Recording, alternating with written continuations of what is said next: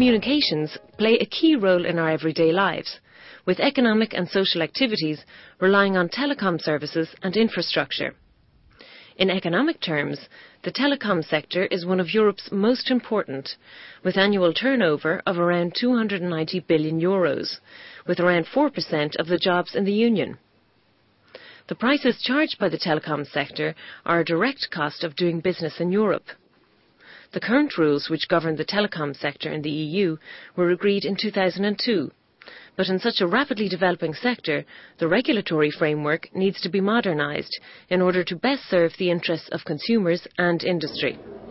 The completion and consolidation of the single market in electronic communications, the question of whether the Telecom Authority provides real added value to national regulatory agencies, and so-called spectrum management to meet growing demand, are the topics of an EPP-ED group hearing in the European Parliament.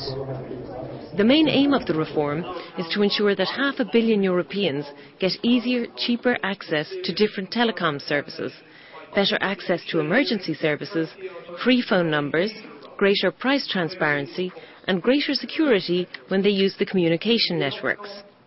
According to Angelika Niebler, chairwoman of the Committee on Industry, Research and Energy, I think, we are in the middle of discussing the proposals of the European Commission on the revision of the telecom package, and the hearing is there for getting further information, how stakeholders are evaluating the proposals. So it's for us good to learn, what impact the whole proposal might have on the markets, what the stakeholders will say. And for that reason, I think it's good that we have organized this meeting.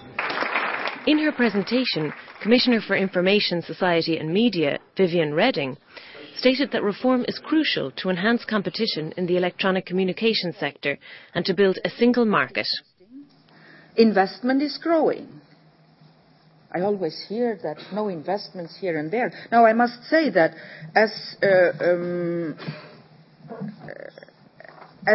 percentage of their income, the highest investment is done by the new entrants. Mrs. Reding specifically addressed the proposal to set up an EU regulatory authority, an idea which has generated the most resistance from MEPs so far.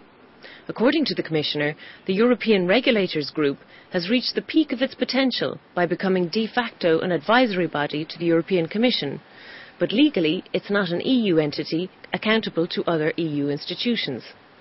Hence, EORG should be replaced by an EU agency built into the EU institutional system.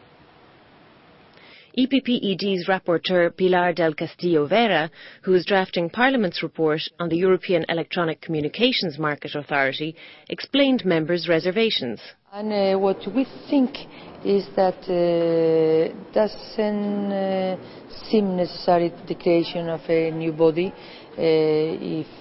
of this kind, which means the creation of more financing to some extent needs, but not only that, but also more people working on that, people that are not so much close to the markets that finally are going to be scrutinized or assets.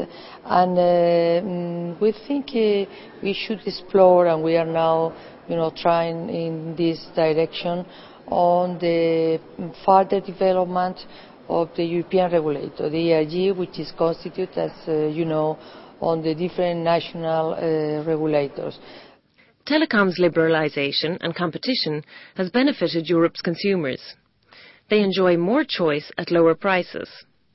However, consumers don't always get a good deal, as they are still partly dominated by telecom giants, especially when it comes to broadband. But many Europeans also can't switch operators, and 10% still do not have broadband access. We asked Malcolm Harbour, Parliament's rapporteur on the Universal Services Directive, how the EU telecoms reform will put the citizen centre stage. Well, I think we have achieved it largely already. I think it's important to understand this is a reform or some changes to an existing package. In my view, actually reform is rather overstating it. The basic framework was put in place by us strong support from the EPPED group back in 2001.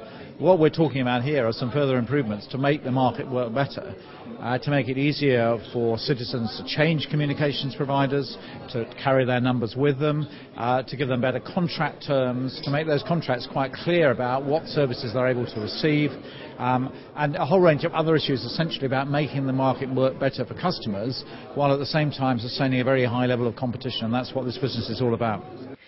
Spectrum, or frequency management, is a key economic resource for all wireless services. The total value of radio spectrum-dependent services in the EU is estimated to be €250 billion, or 2.2% of GDP. It's vital for telecoms, mobile internet and TV, but also for transport, weather forecasting, scientific applications and defence.